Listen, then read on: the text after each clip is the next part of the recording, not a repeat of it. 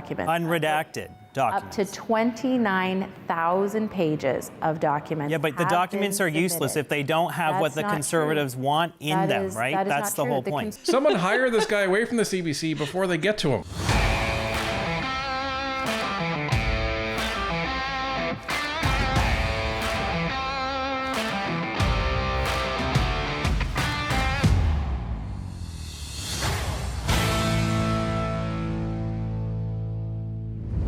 Karina Gould appeared on CBC's Power and Politics segment, where she was questioned on the SDTC scandal. What we were not prepared for was how the host responded to her evasive answers and gaslighting. He actually wasn't putting up with it. Let's take a look.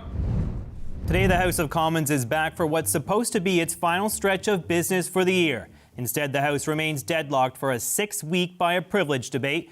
So are any of the parties willing to flinch yet? And what could the consequences be if they don't? Karina Gould is the government House leader, and she joins me now. Hey, Minister. Hi, how are you? Thanks for coming on. So Parliament hasn't done much of anything for weeks. The House has been paralyzed, as I said there, for 6 weeks. How long are you willing to let this drag on?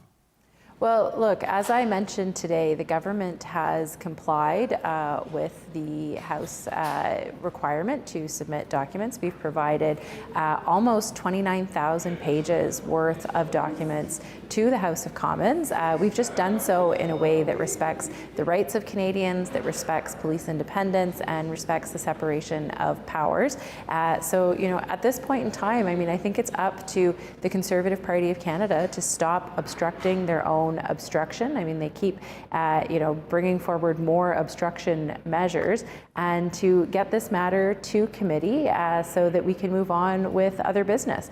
The government has been ready to do so since day one, but now all of those documents are in.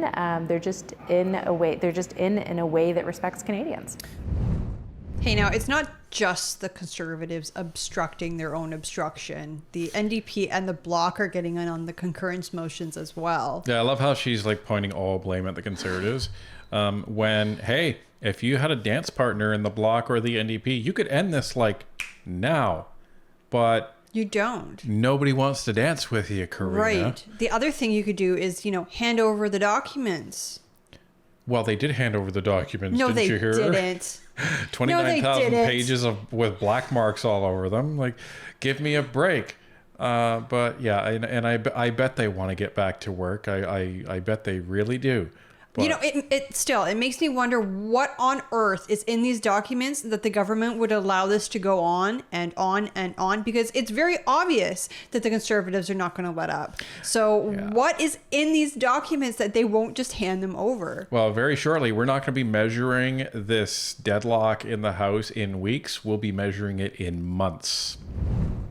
But they're also redacted, right, Minister? I know the clerk of the committee that's handling all this has written to the government departments to say what's been submitted is not what MPs asked for. There it is.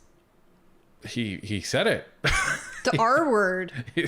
CBC is actually not just moving on to another question. They're actually saying, no, hold on. It's not, you didn't hand over 29,000 documents. Just because you hand over 29,000 pages doesn't mean it counts as the documents. You were ordered to hand them over in an unredacted form, and you refused to do so, hence the question of privilege. A number of blacked out sections. They are not getting the full document portfolio that they asked for in all of its transparency. Why haven't you done that? Let's just be clear, though, JP, because MPs are not actually seeing these documents. What is so unprecedented about what the Conservative Party of Canada has asked for is that these documents are not even going to MPs. MPs will never look at them. They're going straight to the RCMP, which has never happened before. And that's why the Speaker ruled that because this is so unprecedented, it should go to a House of Commons committee to understand what this means. And that's why we've heard from, former Deputy RCMP Commissioner, former Law Clerk of the House of Commons, former officials in the Office of the Law Clerk, that this is unprecedented unprecedented. It is of grave concern. It's an abuse of the extraordinary powers that parliamentarians have. And so as a government, we said we will respond and comply with the order so long as it respects the rights of Canadians. This has never happened before because there has never been a government this corrupt in our country's history. Right. Like, full stop. That's why this has never happened before. This is unbelievable. A government that is right and just and honorable would give over the documents. They would want to stop corruption wherever it exists. This government wants to protect it. Here's the thing, folks. Like, when you get down to the meat of it, here's the thing. This never would have come to this point if way back in, 2019, when Annette Verscheren was going to be appointed to be the head and the chair of the SDTC, and the sitting president in the SDTC at that time was waving her hands and sounding Hopping the up and alarm down, yeah, about conflict of interest. If Annette Verscheren was never actually made head of the SDTC, this may not have happened. Now, let's say that did happen. If the whistleblower's complaint was actually taken seriously and the whole board was fired, maybe this never would have happened. But the problem is that it has happened because nothing was done at any step of the way. Like, the first thing that happened was the SDTC said, "Oh, we better investigate ourselves. Hey, guess what? We didn't find anything wrong with ourselves." So, yay, good job, right? Yeah. And then and then the whistleblowers blew the whistle. Champagne's guy came in and he said, "This is freaking terrible. This is awful. Everyone needs to be fired. Hold on. I got to go back and talk to Minister Champagne." "Oh, just kidding, guys. It's everything's fine. They'll just make some process changes." Wait a minute. What happened there? Oh, right. Champagne's guy went and talked to Champagne, and they went and talked to the Prime Minister's office, and then all of a sudden the story changed, and then nothing happened. Nothing happened until this blew up. And after it blew up, it was, we made immediate changes to this. We investigated immediately. We had a third party.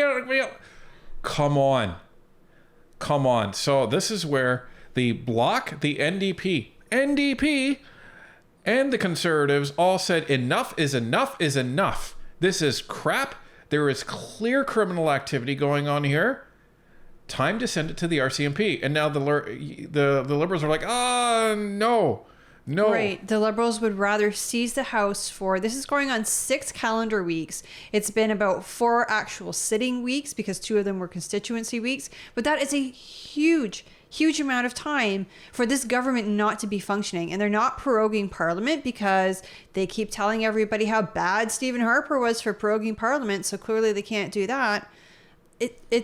It's over for the Liberals. Well, and they keep saying, we've talked to all these people, the people that are saying the things that we want them to say. So therefore, that's the case. And we think this violates the rights of Canadians. What Canadians' rights are being violated by a government handing over documents, asking the RCMP, please investigate to see if you find any criminality here? Oh, wait, it's the Liberals' manufactured right to not want to go to jail. That's probably what they're worried about being violated.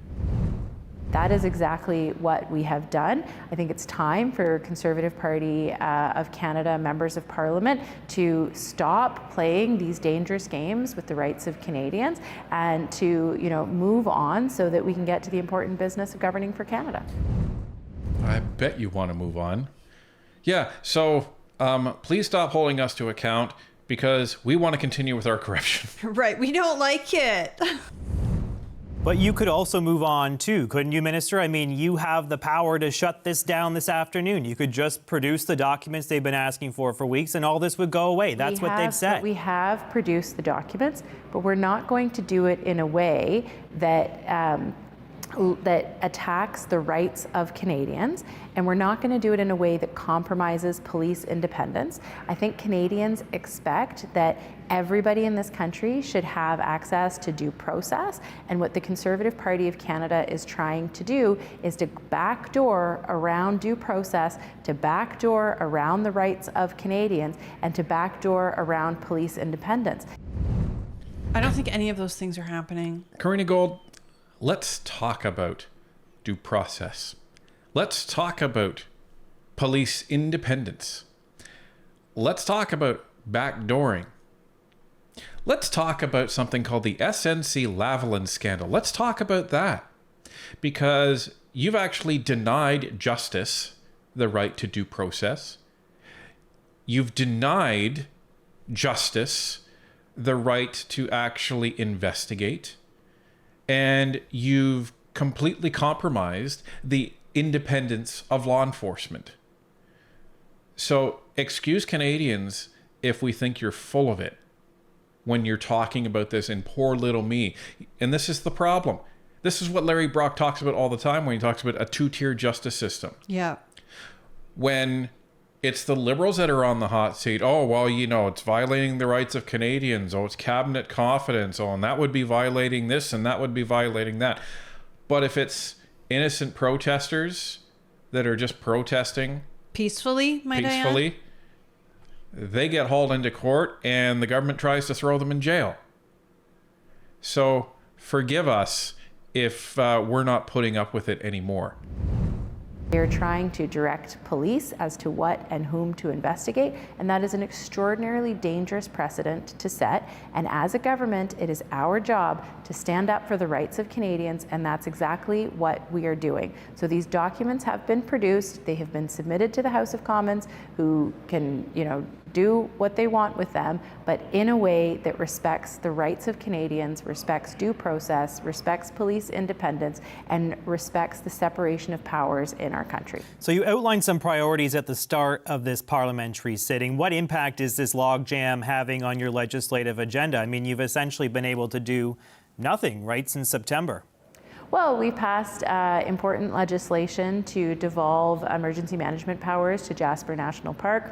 In the last week before we returned, before we went back to our communities for Remembrance Day, we passed legislation through the House to grant self-governing powers to the Haida Gwaii Nation, and pharmacare has passed through the Senate. So, there's still work that is going on in the House of Commons. It's not, as active a legislative agenda, but we are in, a more traditional minority parliament. Of course, there's other pieces of legislation that we would like to be able to advance, particularly when it comes to online harms and protecting our kids online, when it comes to making sure that there's fairness in Canadian citizenship, and of course when it comes to justice for victims of sexual assault in the military. These are all things that we would really like to be able to advance, but that the Conservatives are filibustering and blocking in the House of Commons.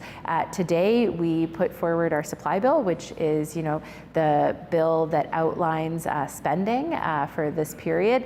And, that has important things like support for Ukraine and support for our military, support for dental care programs. And, these are all things that Conservatives are against and they are blocking. But I think for everyday Canadians, we want to make sure that we are providing that military aid to Ukraine at such an important and pivotal time for them. And, when it comes to things here at home, like dental care, we've seen over 1 million Canadians be able to access the dentist, and we want that number to grow even more. I don't think I can speak for all Canadians, but we see the comments on our channel, and I think a number of Canadians are wondering, when you have 25% of Canadians living in poverty currently, and 25% of Canadians having to use the food bank, why are we sending so much money to a foreign nation? And why are we spending so much on another nation's military when we don't even have helmets available for our own. They have to buy them with their own money. They have to buy their own utility belts. At some point, if we went to war tomorrow, they would have to buy their own ammunition off the street because we only have 3 days worth. That's it. Like, this would be a completely different conversation if we didn't have 1 in 4 Canadians in poverty, if our military had everything that it needed. Right. If Canada was strong and our military was robust, this would be a totally different conversation. But that's not how it is.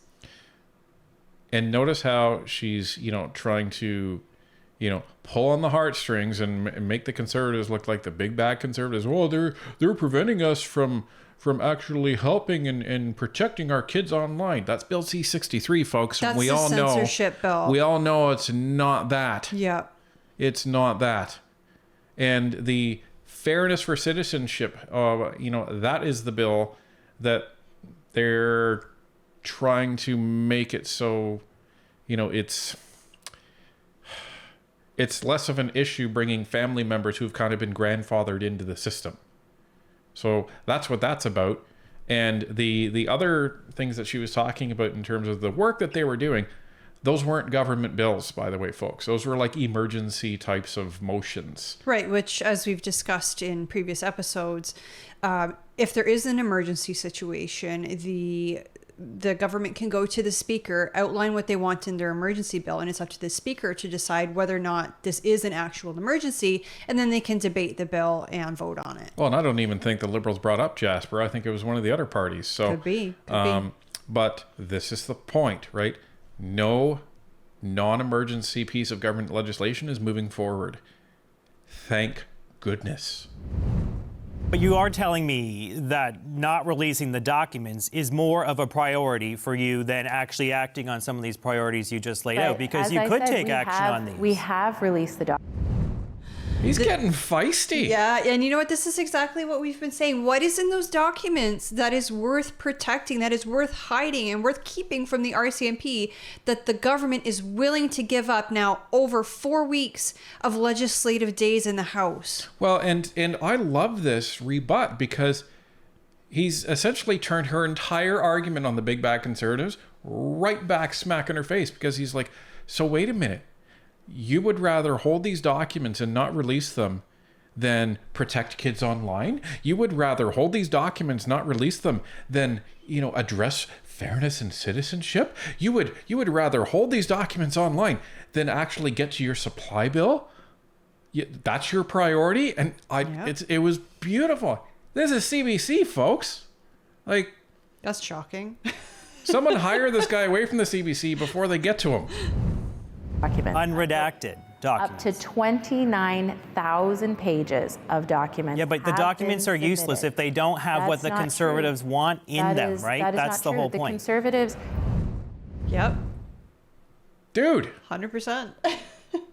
Credit where credit is due. Yeah. And it's he's really pushing back. Yeah, and it's CBC. Like, this is shocking. It was funny because when we were pre-screening these clips tonight, Ryan was watching it in the living room, and I was kind of listening. And I was like, are you sure that's the CBC?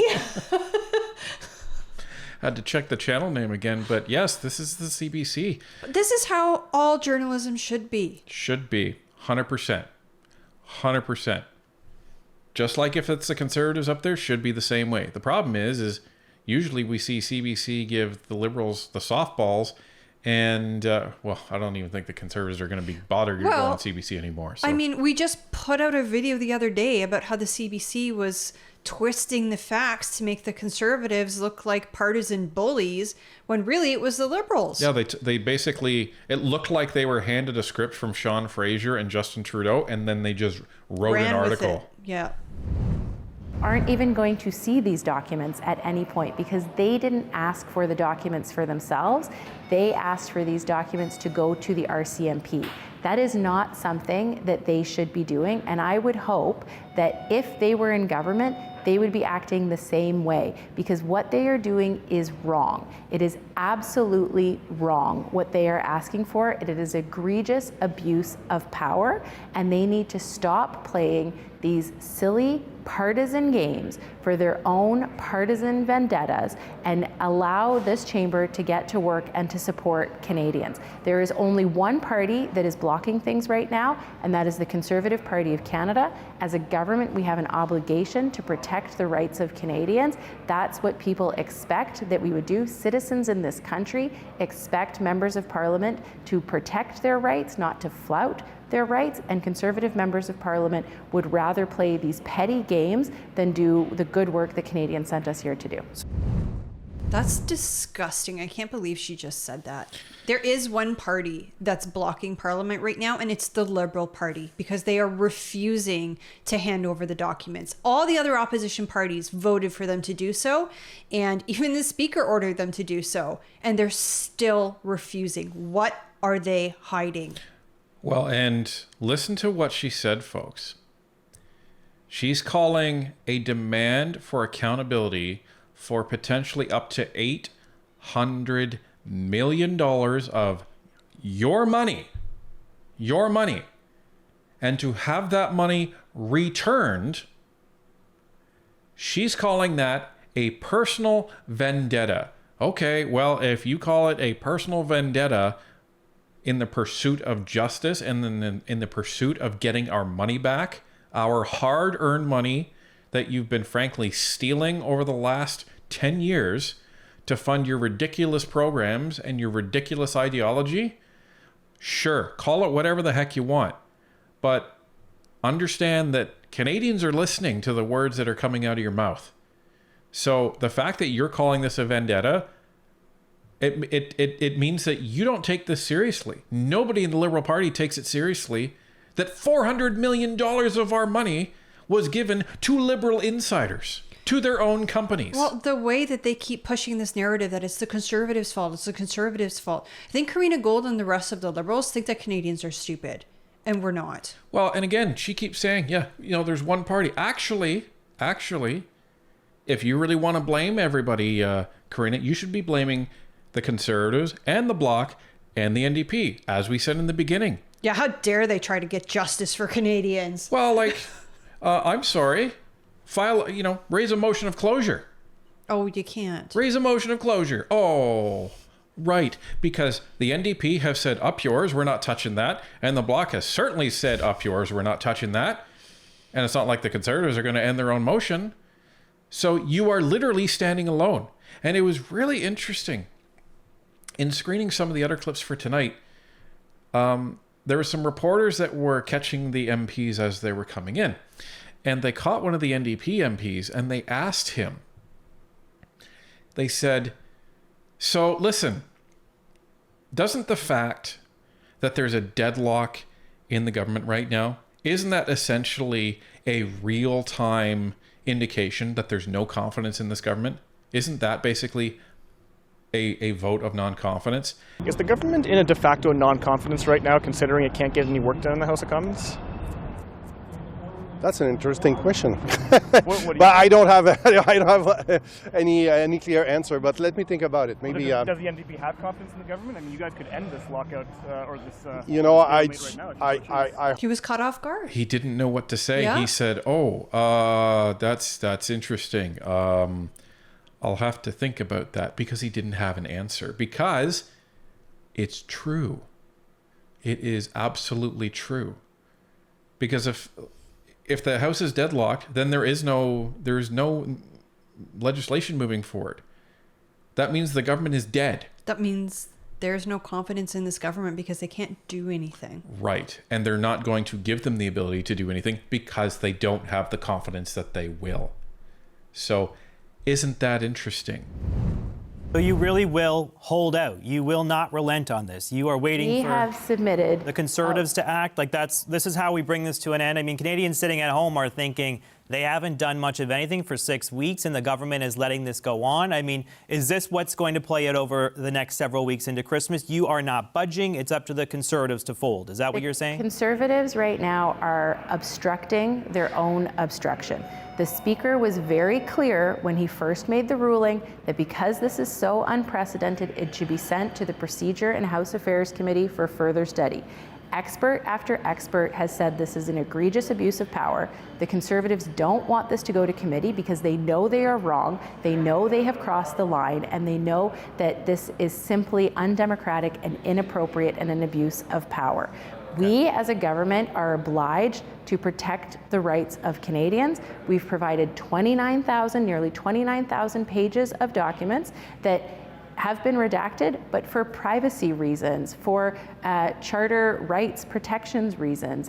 This is, we are not saying we're not providing these documents. That's not the case. Up to 29,000 pages of documents have been provided.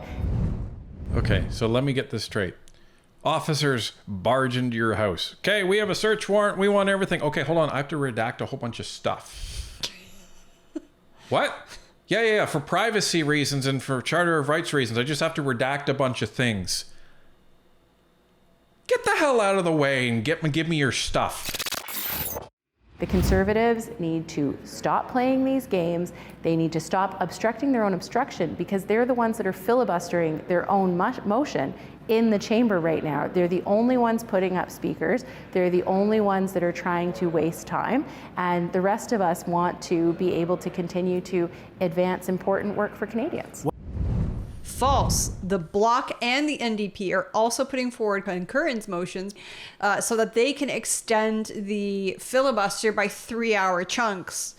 So they are not the only ones. We actually explained that in a previous video if you haven't caught that one yet. So the NDP are getting in on this game as well. They're not saying it, but they are doing it. Yeah. And remember what the Bloc said weeks ago, right? They said that we will be talking with the other parties about how to bring down this government. So, Karina, don't be playing dumb here. The parties are now working together. The opposition has now control of the House. You think they're going to give it up and let you continue with your ridiculous and dangerous and destructive legislation? I don't think so. The NDP have everything that they've wanted now. So they're done. They are done. There's nothing else that they, have really pinned their hat to. No, that's not true. It's not February yet. In terms of legislation. There's nothing else. So they are happy to run out the clock at this point. They are absolutely happy to do that. The Bloc, they're not getting anything. They've scored their political win with their stunt, so they're good. And they are also set on eating up Liberal seats in Quebec. So they could gain even more seats than they have right now. They could become the official opposition. They're almost at 10% support, folks. So, that's basically increased their total support by around 25%. That's huge. They're happy with that. Right, because they only run in one province. Right. So that is huge for them. Yeah, that's 10% of all Canadians, by the way. Right. So there's a lot of people in Quebec that are saying, sure, yeah, absolutely, Bloc. Now, I don't agree with the Bloc's platform, but they've been playing some darn good politics, and they have some darn good MPs. It's unfortunate they're not Conservative. Anyway, it is what it is. So, ladies and gentlemen, this is Karina Gould, believe it or not, getting roasted on CBC. And I think she was as surprised as everybody else. I don't know if she's as surprised as we are, but there it is. So, the board is set. Liberals have said, we're not doing anything. And they've also said, we're not proroguing. Okay, you going to let this go for, what, another 4 weeks? Good luck.